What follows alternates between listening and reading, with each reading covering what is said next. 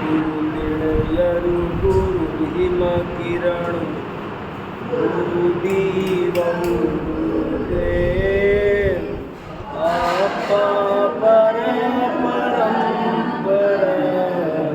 गुरुदर्शावै बलिहारी गुरुआ पढ़ई गुरुहारी सयबा मानस हुंदो देव क्यों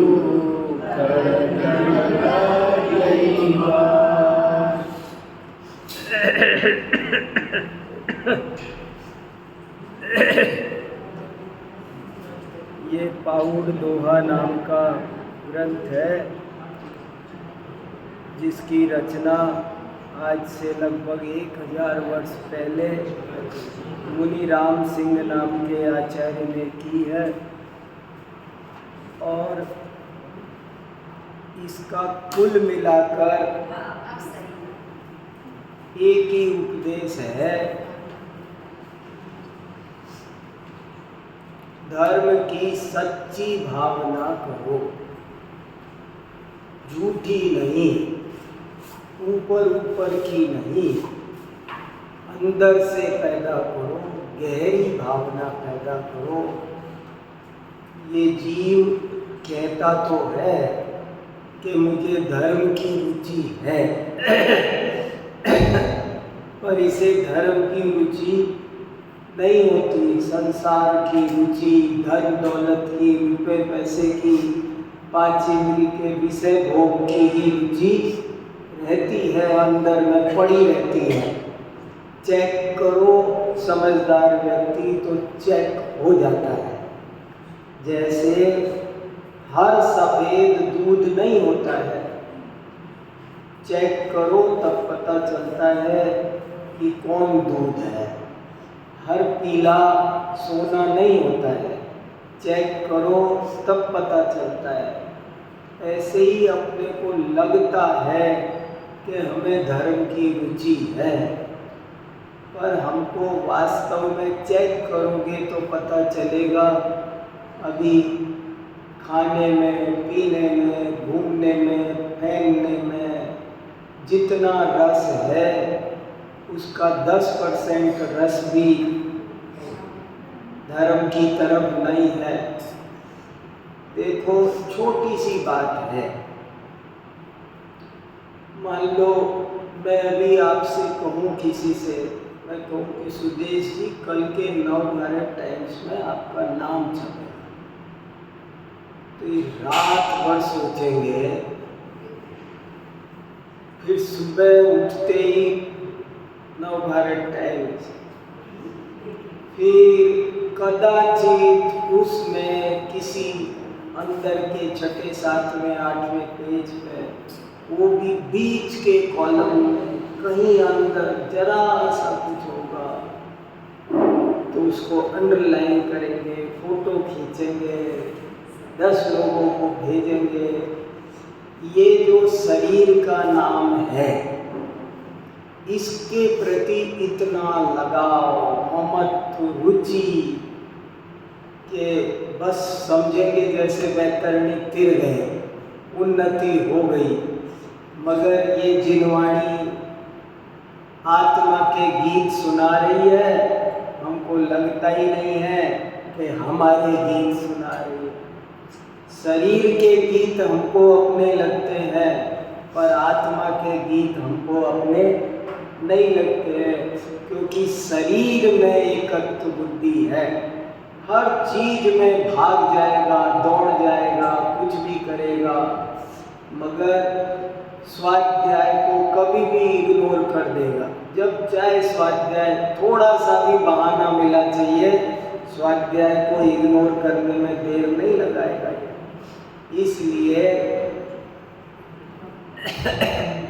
इसलिए पूरा ग्रंथ एक ही बात कहना चाहता है कि अपने आत्म कल्याण की,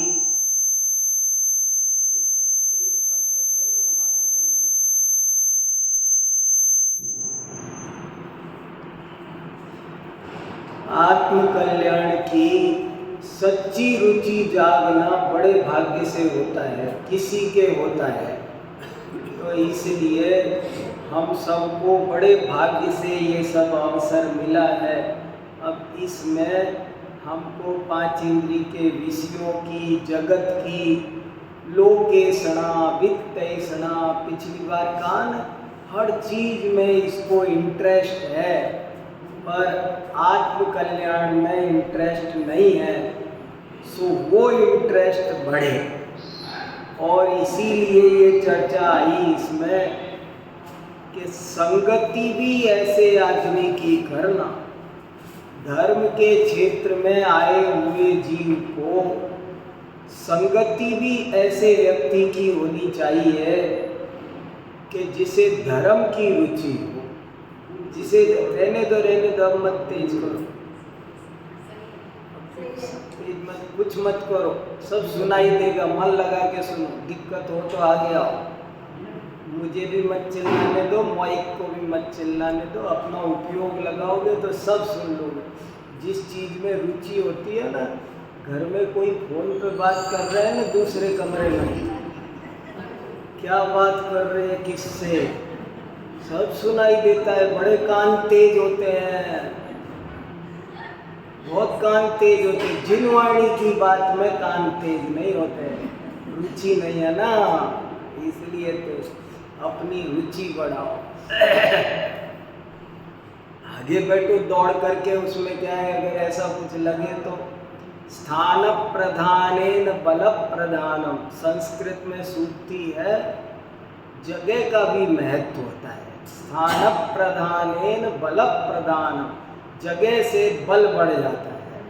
तो इसलिए खैर पूरे ग्रंथ का सार यही है कि धर्म की सच्ची रुचि जगाओ, और ऐसे ही व्यक्ति के पास उठो बैठो जिसे धर्म की सच्ची रुचि हो, नहीं तो वो तुम्हें भी दुनियादारी में उलझा देगा। ऐसे हजारों लाखों केस है कि जब धर्मात्मा जीव, किसी लोग है ना मिठ बोले होते हैं, घुमा फिरा के बोलते हैं, चालाक होते हैं, हमारे अंदर में जो थोड़ा बहुत मोह सोया होता है उसे भी जगा देते हैं। अरे क्या फर्क पड़ता है, फलाने करते हैं, फला महाराज करते हैं, आपको क्या, आपको कुछ नहीं करना है, हम करेंगे सब आपके नाम से। ऐसे लोग बड़े बड़े साधकों को उलझा देते हैं। मेरा बहुत अच्छे से ये सोचना है कि हमें हमारे साधु संतों को बिल्कुल भी नहीं उलझाना चाहिए। इसमें उनका भी हित है, हमारा भी हित है, और समाज का भी हित है। जब हम हमारे साधुओं को सांसारिक काम में उलझा देते हैं तो इसमें हमारा भी नुकसान है, उनका भी नुकसान है, और समाज का भी नुकसान है। इसलिए बहुत शांति, हमारे निमित्त से किसी भी साधक की साधना में रंच मात्र भी दिक्कत नहीं आनी चाहिए। उनको अपनी आत्म साधना खूब करने दो। इसलिए ये सब बातें बहुत सावधानी से, यहाँ यही बात कही गई है। अब कितने ही लोग इन दोहों का अर्थ मोटा मोटा लगा करके छोड़ देंगे। अच्छी संगति रखो, हे साधु तुम संगति का ध्यान रखना। तो किसकी संगति की बात कर रहे हैं? क्योंकि व्यसनी जीवों की संगति तो बहुत पहले छोड़ आए हैं। अब तो ऐसे जीवों की संगति है कि जो साधक के वेश में भी, धर्मात्मा के वेश में भी धर्मात्मा नहीं है, वही लौकिक जीव है। सो वो कहीं न कहीं खुद भी उलझे हैं और दूसरे को भी बिल्कुल पवित्र मन से। समाज में हर फील्ड में ऐसे लोग होते हैं। कोई पढ़ने वाला विद्यार्थी हो ना, तो बिना पढ़ने वाले उसे भटकाने की कोशिश करते हैं। कोई प्रोफेसर अच्छा पढ़ाने लिखाने वाला, जिम्मेदार, डिसिप्लिन हो ना, तो बाकी के दूसरे प्रोफेसर कोशिश करते हैं कि ये भी बिगड़ जाए। ऐसे बहुत होता है। तो यहाँ यही बात कही गई है कि हमको ध्यान रखना है कि कोई आत्म प्रशंसावादी, परनिंदावादी, लौकिक कामनाओं वाला हमारे साथ में ना रहे और हम उसकी बातों में फिसल ना जाए, नहीं तो हमारा जो लक्ष्य है आत्म कल्याण का वो धरा का धरा रह जाएगा। ये बात यहाँ समझाई जा रही है। और उसके बाद में 150 नंबर के दोहे ने तो और भी विशेष बात कही। वहीनीन संकया धवला तनु संका विषयी मां भक्ति करी छोड़ो मिलिया ऊपर। अगर ये दोहाई एक समझ लिया ना तो सारे दुख मिट जाएंगे। क्या कह रहे हैं इस दोहे में? ये कह रहे हैं कि शंख को आग में डालो तो भी शंख अपनी सफेदी छोड़ता नहीं है, लेकिन शंख यदि खुद ही पर से मिल जाए तो छोड़ दे। बहुत सारे शंख काले हो जाते हैं। क्यों हो जाते हैं? कोई कर नहीं सकता शंख को काला। शंख अपने आप काला होता है। ऐसे ही यहाँ कहा, 3 लोक की प्रतिकूलता हमको दुखी नहीं कर सकती है, लेकिन अगर हम अपने परिणाम खराब कर लें तो पल भर में सारा बात बिगड़ जाएगी।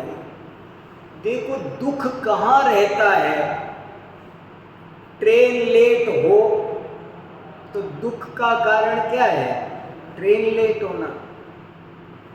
ये इसमें समझने की बात ये है कि हम बाहरी चीज़ों को दोष देते रहते हैं। ट्रेन की वजह से दुखी हुआ, प्लेन की वजह से दुखी हुआ, खाने की वजह से दुखी हुआ। नहीं, 3 लोक की प्रतिकूलता भी आपको दुखी नहीं कर सकती है। और अगर आप उधर जुड़ जाओ तो आपके उपयोग का जुड़ान उधर हो जाए तो दुखी हो जाओगे। दुखी होने का कारण मेरा जुड़ान है, मेरा उपयोग है। मैं पर की तरफ लक्ष्य करूँगा तो दुखी होऊंगा और कोई मुझे दुखी नहीं कर सकता है।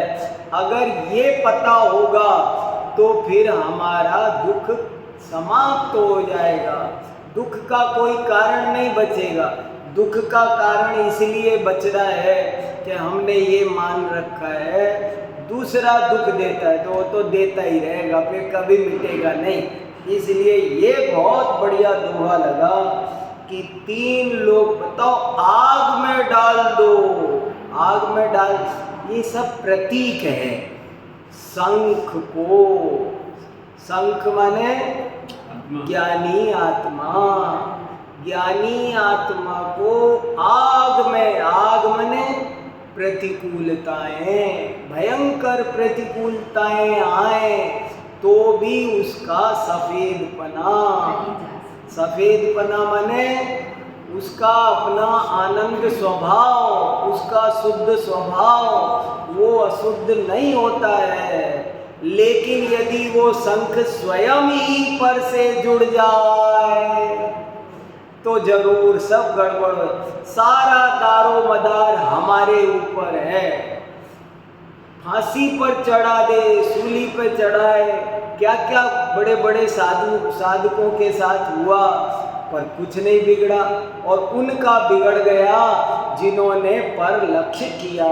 पिछली बात 5 पांडव का उदाहरण दिया ना, क्यों बिगड़ गया नकुल सहदेव का? कि वो खुद उसमें जुड़ गए थे और युधिष्ठिर भीम अर्जुन का कुछ नहीं बिगड़ा। सब कुछ मेरे हाथ में है, मेरे दुख की चाबी मेरे हाथ में है, मेरे सुख की चाबी मेरे हाथ, हमारे दुख की चाबी दूसरे के हाथ में नहीं है। कुछ भी होने दो 3 लोक में, लेकिन हमारा सुख हमारे हाथ में है। ऐसा विचार करने से जीव का दुख कम हो जाता है। जब आप सोचते हैं ना उसके हाथ में है तो आप दुखी हो जाते हैं। जब आप सोचते हैं तो मेरे ही हाथ में है, जरा सी सोच से ही दुख ठीक होता देखते हैं अपन। मान लो ट्रेन लेट हो गई, आप सोचो तो क्या हो गया, तो अपन सुरक्षित पहुंच तो रहे हैं। कितने लोगों का क्या क्या क्या हो गया, 2 घंटे लेट पहुंच जाएंगे तो क्या बिगड़ेगा। इतना सोचते ही जिसको अभी 1-1 मिनट भारी लग रहा था वही अगर इतना सोच ले तो, मान लो रास्ते में कोई दिक्कत आ जाए और कोई गड़बड़ होने की भयंकर बात आए तो आपको नहीं, भले 2 दिन बाद पहुंच जाए। अब कहाँ से ताकत आ गई, सोच से आ गई। पर की तरफ जुड़ो, 3 लोग दुख का कारण नहीं है, कोई भी दुख का कारण नहीं है। परिवार का कोई सदस्य, अपन सोचते हैं इसने दुखी किया उसने दुखी किया, कोई दुखी नहीं करता है। हमारी सोच ही हमको दुखी करती है। इसलिए सुखी रहने के लिए क्या करना है, पर को नहीं बदलना है, अपनी सोच को सुधारना है। अब देखो 151 और 152 दोनों दोहे बिल्कुल एक से हैं। 151 और 52 में एक ही बात दो में कही है। क्या कहा है, शंख समोदय मुखिए एहि होई अवर, जो दो बाहाँ चुंबिया लाए रुंगल हर। प्रतीक है, समझो। शंख यदि समुद्र को छोड़ दे तो उसकी दुर्दशा निश्चित है। शंख यदि अपने समुद्र को छोड़ दे तो उसकी दुर्दशा निश्चित है। वो क्या होगा, तो बोले जो गंदे गंदे लोग हैं, घिनौने, वो उसे गले में हाथ डाल के पकड़ेंगे, चूमेंगे। ये बड़ा अजीब तरह का कथन है।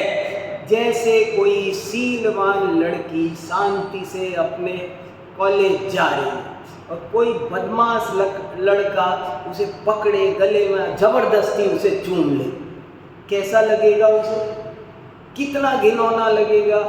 ठीक ऐसे ही ये कहा जा रहा है कि जब शंख समुद्र में है, शंख जब तक समुद्र में पैदा होता है, समुद्र ऐसे ही ज्ञानी जब तक अपने ज्ञान सरोवर में है, अपने अनंत गुणों के रत्नाकर में हैं, अपने स्वभाव के समुद्र में गोते लगा रहे हैं तो तैर रहे, सुखी है। लेकिन जब वो अपने समुद्र को छोड़ के बाहर आ जाते हैं, शंख जब समुद्र के बाहर आ जाता है तो क्या होता है,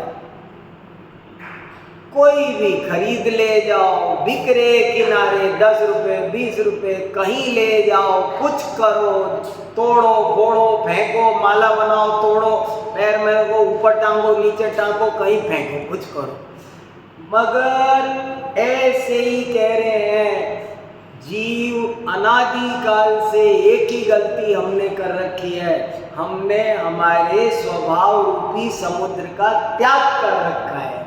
हम जैसे कोई अपना घर छोड़ के भाग जाए तो अब उसकी दुर्दशा ही दुर्दशा है, ऐसे ही तुम अपना घर छोड़ के निकले हो। इसीलिए ऐसे बहुत सारे भजन हैं, हम तो कब न निज घर आए। अपने घर में आओ, अपने घर में सुरक्षा है, शांति है, समृद्धि है, और बाहर निकलो तो दुखी दुखी। बहुत आध्यात्मिक दुए हैं और बहुत ऊंचा इनका मैसेज है कि तुम यदि अपने समुद्र को छोड़ोगे तो तुम्हारी अवस्था बुरी हो जाएगी। दुर्दशा होगी। दुर्दशा का एक ही कारण है। क्या है दुर्दशा का एक ही कारण? कि तुमने अपनी लक्ष्मण रेखा लांघी। सीता पर इतने संकट क्यों आए? इतनी बड़ी रामायण क्यों बन गई? अगर वो लक्ष्मण रेखा नहीं लांघी होती तो कुछ होने वाला नहीं था। ऐसे ही यहाँ कह रहे हैं, तुम अपने स्वभाव में रहो तो कोई दुख उसमें प्रवेश भी नहीं कर सकता है। नरक में भी सम्यक दृष्टि जीव सुखी रहता है, कोई प्रतिकूलता उसके अंदर प्रवेश कर सकती नहीं है। और यही बात 152 में कही, छंडे विणु गुण रयणी आग तड़ई कृपा ताई शंखा विहार पर फुकिर जंतिन बंद। अब इतना सा कहा है, 151 में तो कहा था कि उसकी दुर्दशा होती है, और 152 में कहा क्या दुर्दशा होती है? तो बोले वो बाजार में बिकता है, बाजार में अगथड़ माने बाजार, दुकान, वो बाजार पर बिकता है जहाँ चाहे फूंका जाता है। मदारी फूंकता फिरता है, तमाशा दिखाने वाला डुगडुगी बजाएगा, फूंकेगा। ये सब शंख माने संसार की सबसे पवित्र वस्तु आत्मा। आत्मा माने 3 लोक में सबसे ज्यादा महिमावंत पदार्थ। लेकिन जब वो अपने ज्ञान सरोवर को छोड़ दे तो दुर्दशा निश्चित है। ऐसे इसमें कहा है। तो धर्म किसका नाम है? जैनों को भी खबर नहीं है। सब लोग तत्व ज्ञान से सूने होते जा रहे हैं। धर्म किसे कहते हैं? वत्थु सावो धम्मो। अपने स्वभाव में रहने का नाम धर्म है और स्वभाव से निकलने का नाम अधर्म है। ये 2 टप्पे की बात आपके समझ में आती है? नहीं समझ में आए ना तो इस पे करो घिसाई, इस पे करो। ये एक ही लाइन समझ में नहीं आ रही है।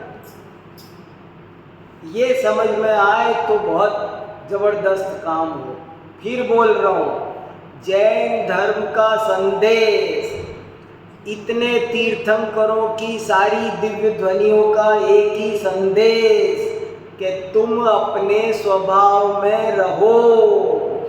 स्वभाव छोड़कर बाहर आओगे तो दुर्दशा है। बाजार में बिकोगे, 84 लाख योनियों में भटकोगे, डंडे खाओगे, पिटोगे, दुर्दशा होगी। एक सांस में 18 बार जन्म मरण करोगे। कब? अपने घर के बाहर आए वो जैसे बिल में है सुरक्षित, और बिल के बाहर आया तो मान लो कोई छोटी सी चूहिया है और बाहर बहुत सारे कौवे घूम रहे हैं। अब वो चूहिया बिल से बाहर आए तो कब तक सुरक्षित है वो? जब तक अपने घर में। ये बात लोगों को समझ में नहीं आ रही है। जैन धर्म में मंदिर में आने की और सब तीर्थों पर जाने की प्रेरणा सब इसलिए दी है कि हमको ये समझ में आए कि अपने स्वभाव में रहना धर्म है और अपने स्वभाव से निकलना ये सबसे बड़ा अपराध है। आपको अपराध शब्द का अर्थ पता है? बताया था एकदम, भूल गए होंगे। अपराध, राध माने आत्मा। आत्मा के बाहर निकले और आप अपराधी हो। अब कोई कहे हमने क्या गलती करी? गलती ये करी कि तुम अपने स्वभाव के बाहर आ गए। देखो क्या कर रहे हैं पारसनाथ भगवान। मुझे ये जैन मंदिर में सारी मूर्तियां क्या करती है? क्या करती है? इतनी मूर्तियां हैं, इतने भगवान हैं, ये क्या करते हैं ये? इनको कोई चिंता होती है? कुछ ऐसा सोचते होंगे क्या चल रहा है दुनिया में, कुछ तो करो, कुछ सोचते हैं कोई प्लानिंग, कोई कुछ नहीं। अपने स्वभाव में जब शंख अपने समुद्र में है, सीता यदि लक्ष्मण रेखा के अंदर है, तो रामायण हो सकती नहीं। और लक्ष्मण रेखा लांघी, ओ भैया सबको संकट में डाल दिया। बस ऐसे ही एक बार श्रद्धा तो करो कि मुझे अपने स्वभाव में रहना। अपने स्वभाव में रहने का नाम धर्म है, और अपने स्वभाव में से किसी भी बहाने निकलना वो अधर्म है। बस दो टप्पे की बात है। अब चाहे ऊपर कहा था ना, तुम हमसे घुमा फिरा के कितना भी कहलवा लो, लेकिन ये इतनी सी बात है, अपने जो 3 दोहे आ गए कि शंख अपने समुद्र सागर में रहे तो ठीक है, वरना तो उसकी दुर्अवस्था निश्चित है, दुर्दशा है। जैसे कोई कन्या घर से भाग जाए, गलत लोगों के चंगुल में पड़ जाए, तो सारी जिंदगी नरक बन जाती है। क्या होगा उसका? बस ऐसे ही ये हम अपने स्वभाव से बाहर निकलते हैं, यही सत्यानाश है, यही सब गड़बड़ है।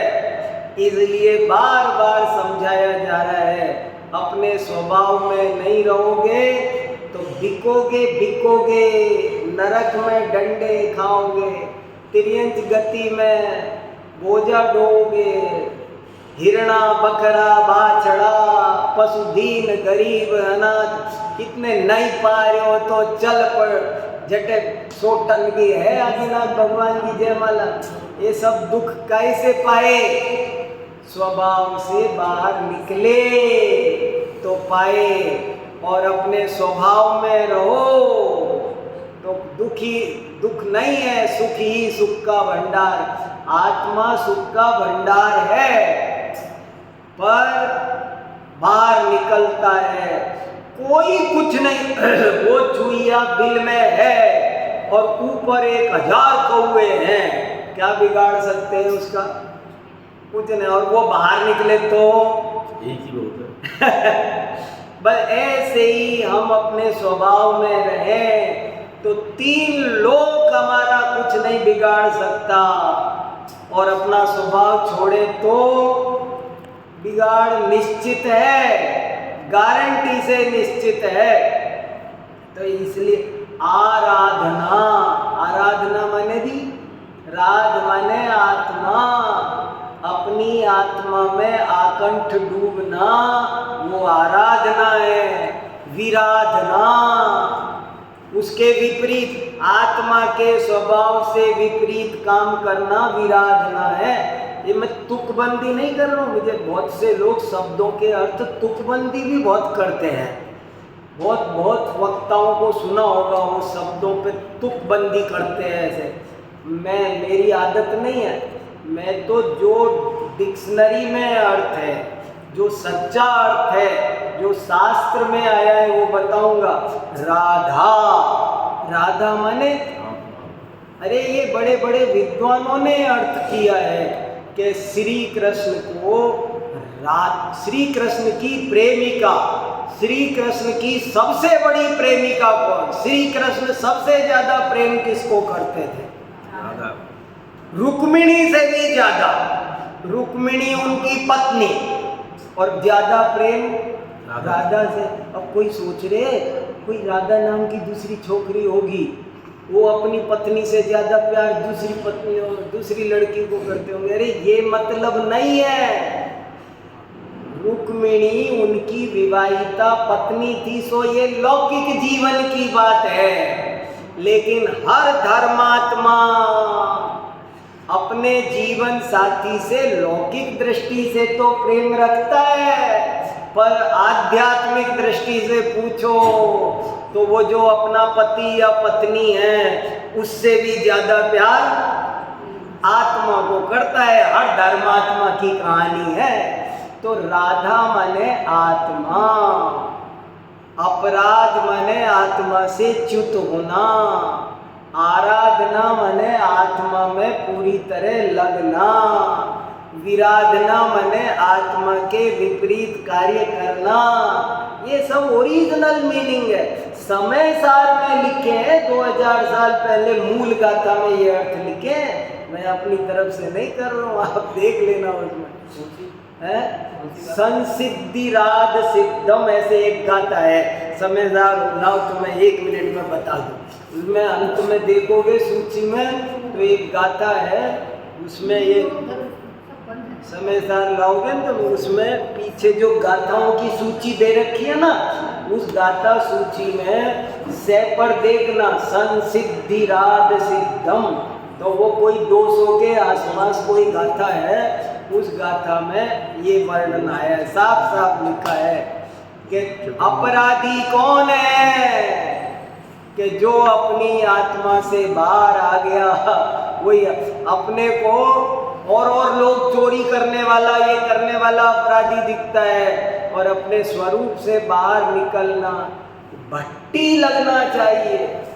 देखो मैं यहाँ जो लोग बड़ी मुश्किल से अपनी ये स्वाध्याय सभा बनी है, मैं आपको बहुत अच्छे मन से कह रहा हूँ, जैन धर्म भी बहुत लोगों को मिल गया है, लेकिन जैन धर्म की असली बात बहुत लोगों को नहीं मिली है अभी,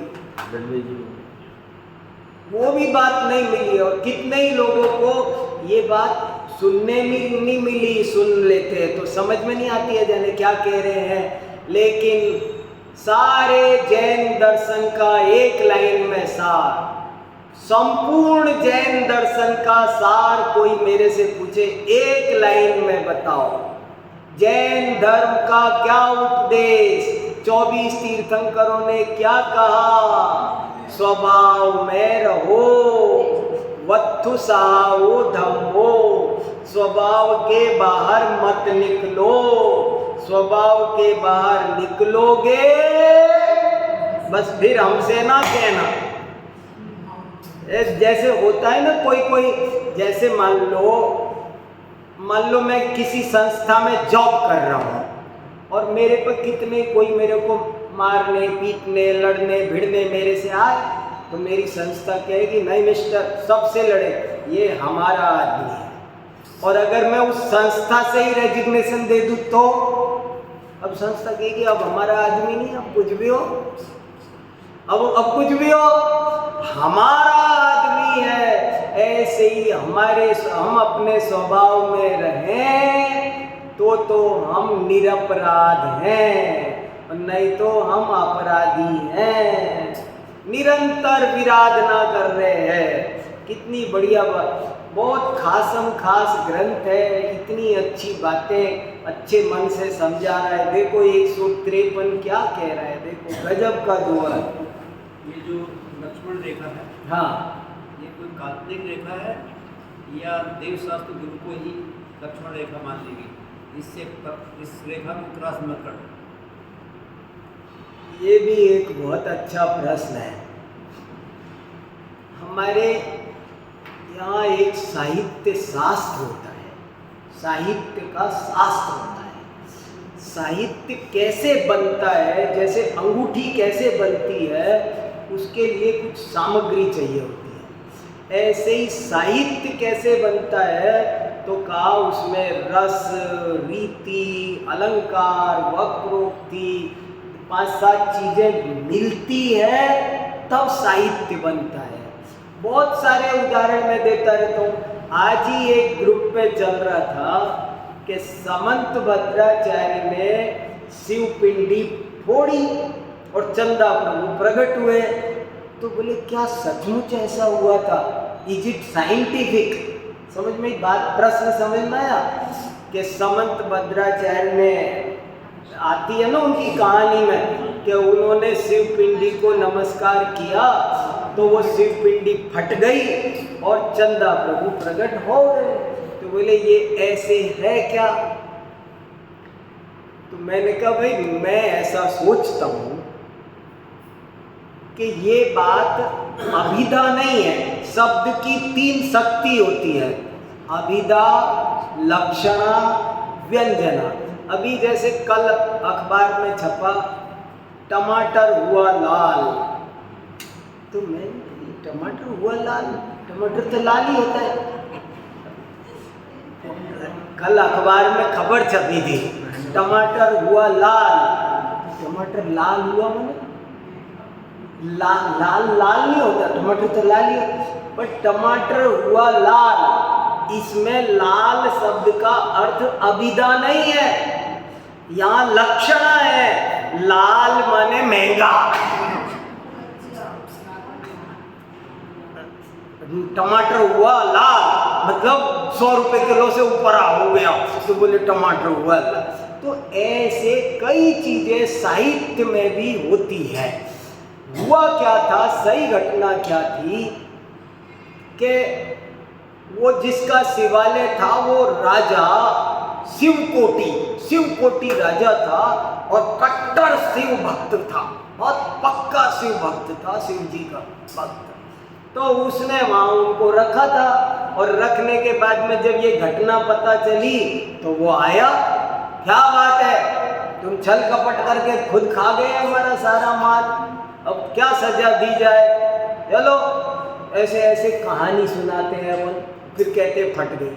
तो सही बात यह है कि जब वो राजा आया तो समंत भद्राचार्य तो आचार्य थे बहुत बड़े, तो उन्होंने कहा राजन देखो जो तुम कह रहे हो ना सो सब सही है, सारा माल मैंने ही खाया है, मैंने चोरी भी की है, झूठ भी बोला है, सब बात सही है, पर अब मैं आपसे थोड़ा 15 मिनट शांति से अकेले में बैठ के, पहले ये सबको थोड़ा इधर बिठाओ, मेरे को आपसे 15 मिनट शांति से बात करनी है।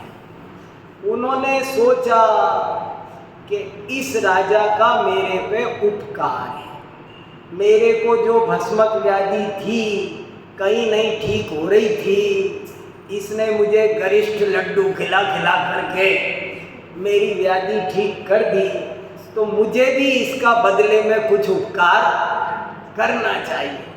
और मुनिराज तो ऐसे होते हैं कि मुख चंद्र थे नम्रत जरे, तो समंत भद्राचार्य ने शिवकोटि राजा को कुछ इस ढंग से समझाया कि उसने शैव मत छोड़कर जैन मत अंगीकार कर लिया। वो शिवकोटि के मुनि बन गए थे, भगवती आराधना लिखी शिवकोटि आचार्य। तो और ये घटना कहाँ हो रही थी? बनारस के बगल में 4-5 किलोमीटर पर चंद्रपुरी है, 4-5 किलोमीटर ही बनारस में ही है वो, चंद्रपुरी में ये घटना घट रही थी, गंगा जी किनारे। हाँ, तो सारी वो जो कट्टर शैव राजा था उसने आज से शिव मंदिर जाना छोड़ दिया, शैव धर्म छोड़ दिया और जैन धर्म अपना लिया। तो सारी दुनिया कहने लगी ओ भैया लो, समंत भद्र ने तो शिव पिंडी फाड़ दी, उसमें चंदा प्रभु प्रकट कर दिए, राजा की श्रद्धा में दरार डाल दी। उसको जो शिव के प्रति श्रद्धा थी वो श्रद्धा तोड़ दी, फोड़ दी और उसकी जगह जैन धर्म की श्रद्धा करा दी। ऐसे मैं आपको 100-200 प्रयोग बता सकता हूँ। अपन को सब शास्त्र पढ़ना भी नहीं आता है, प्रथमान योग और साहित्य में तो ऐसा बहुत होता है, मैं सब बताता रहता हूँ। हनुमान जी पहाड़ उठा के लाए, सचमुच थोड़ी पहाड़ उठा के लाए, ला ही नहीं सकते, मगर ज्यादा ले आए सारी जड़ी बूटियां, तो सबने कहा भैया सब्जी मंडी उठा लाए, ऐसे भाड़ उठा ले। ऐसे सब चीजें कहने की होती है, बहुत पत्थर की शिला पैर लगाया तो औरत बन गई। वाह रे वाह, ऐसा हो भी सकता है? 100% नॉन साइंटिफिक बात है। कभी आज तक ना कोई पत्थर औरत बनी है, न बन सकती है, न बनेगी। खुद तीर्थंकर चाहे तो भी नहीं बन सकती। जीव अजीव नहीं बन सकता, अजीव जीव नहीं बन सकता।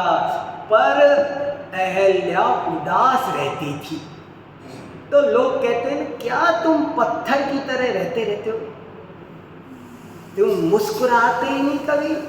पत्थर तो उसको समझा दिया रामचंद्र जी ने, तो सारी दुनिया ने कहा लो जी पत्थर को औरत बना दिया। वो एबनॉर्मल थी, उसे नॉर्मल बना दिया।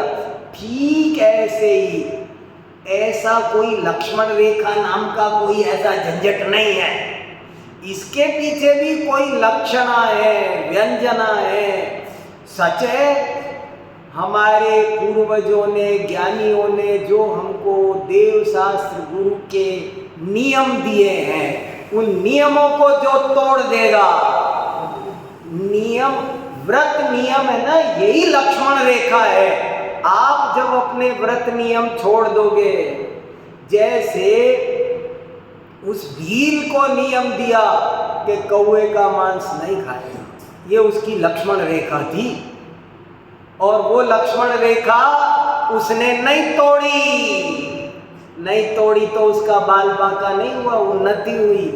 ऐसे ही हमको जो जिनवाणी से नियम मिले हैं वही लक्ष्मण रेखा है। और कोई वो बाजार में मिलने वाली लक्ष्मण रेखा लाके थोड़ी खींच दी होगी लक्ष्मण ने, और वो ऐसे कुछ नहीं है। तो सब चीजें समझने का खेल है, ऐसे बच जाते हैं। हाँ, अगर आपने कोई नियम लिया है ना, आप देखो छोटे छोटे नियम आपको बहुत बड़े संकटों से बचा सकते हैं। गांधी जी जब बाहर जा रहे थे, कहाँ पढ़ने जा रहे थे? साउथ कहीं गए थे ना, ब्रिटेन, लंदन, कौन सा सिटी थी वो, तो वो पढ़ने जा रहे थे। तो उनकी माँ ने कहा मैं नहीं भेजूंगी, तू बिगड़ जाएगा। मैं बिल्कुल नहीं भेजूंगी, वहाँ जो जाते हैं वो बिगड़ जाते हैं। अब करे क्या, उनको पढ़ाई करनी थी। तो आखिरकार एक रास्ता निकला। वो गांधी जी के गुरुजी आए, अरे इतना ब्रिलियंट लड़का, इसको क्यों घर में रख रही हो, पढ़ने दो इसको ना, सब पढ़ाई है, मुझे नहीं भेजना।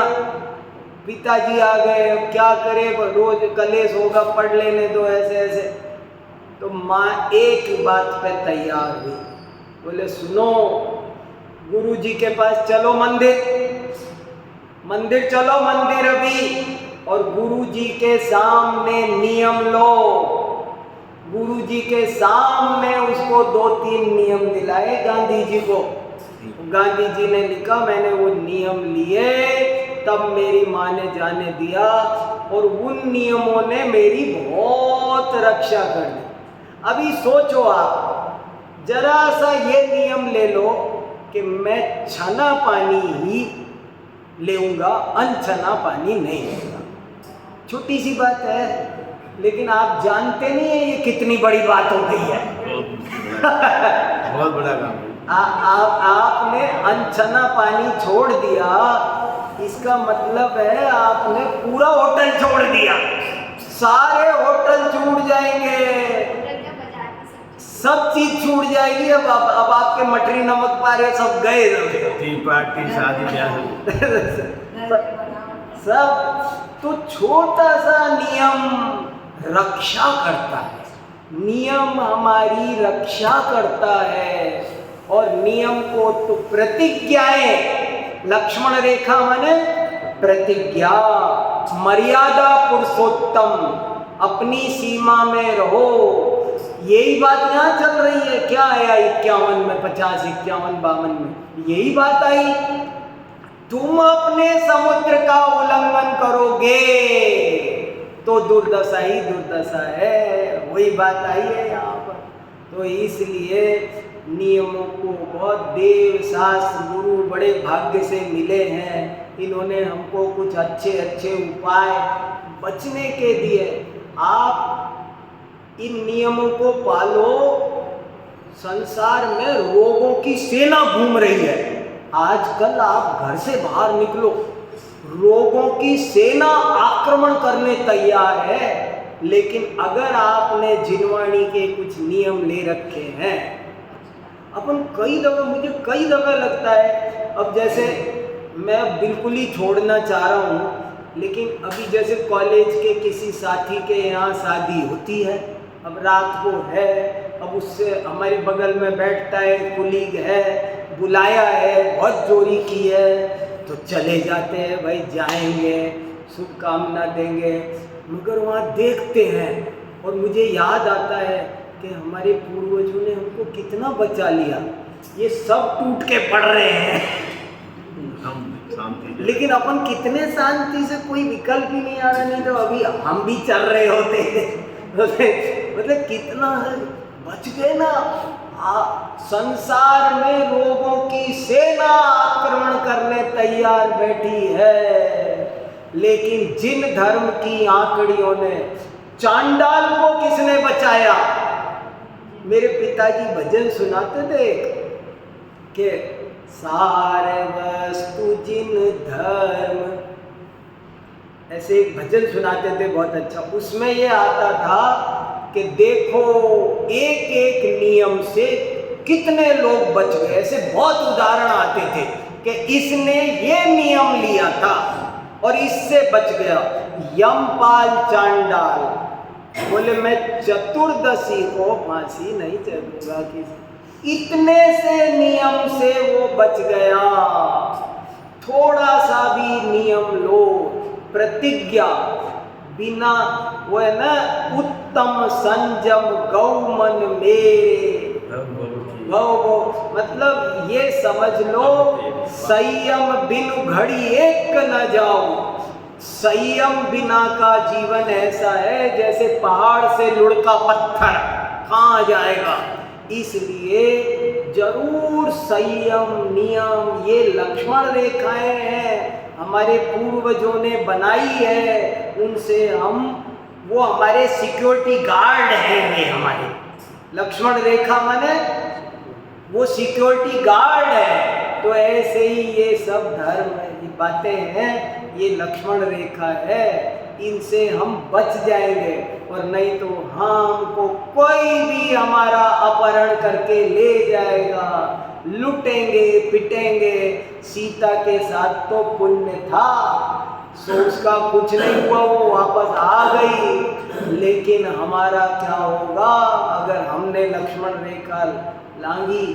बहुत सावधानी रखनी चाहिए। अपनी समाज में बहुत पतन हो गया है धीरे धीरे। नहीं तो है ना, जैन समाज रात्रि भोजन जमीकन बिल्कुल नहीं। मैं अमेरिका तक में देखता हूँ, मैं 10 लाख शहर में जाता हूँ, खुद देखता हूँ कितने लोग सावधानी रखते। वहाँ भी कई घरों में ऐसा शुद्ध सात्विक भोजन बनता है जैसे कोई मुनि महाराज का, आप तो जानते हैं। इतना क्या, तो इसलिए बहुत अपने को, हमारे निमित्त से किसी जीव को पीड़ा क्यों? हम पुरानी चीजें मत खाओ। बरसात के दिन हैं, चौमासे में बहुत जीव जंतु पैदा हो जाते हैं। पुराना आटा नहीं खाना, कोई भी कुछ भी हो, सब अमर्यादित वस्तुएं, ये सब मसाले थोड़े थोड़े लेने चाहिए, ज़्यादा नहीं। सब सामान खरीदो थोड़े थोड़े, दाल चावल ढेर लगाने की जरूरत नहीं है।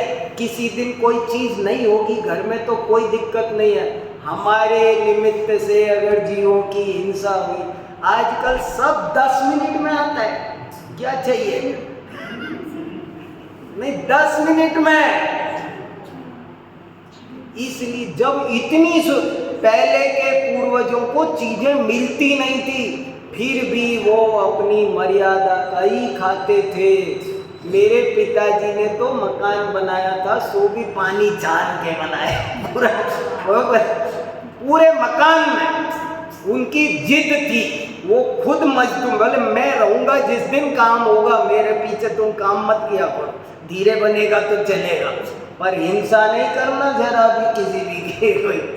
तो ऐसे बहुत सावधान, ये सब पाप कर्म करते तो कर लेंगे, लेकिन जब उदय में आएंगे तो बहुत भारी पड़ेंगे।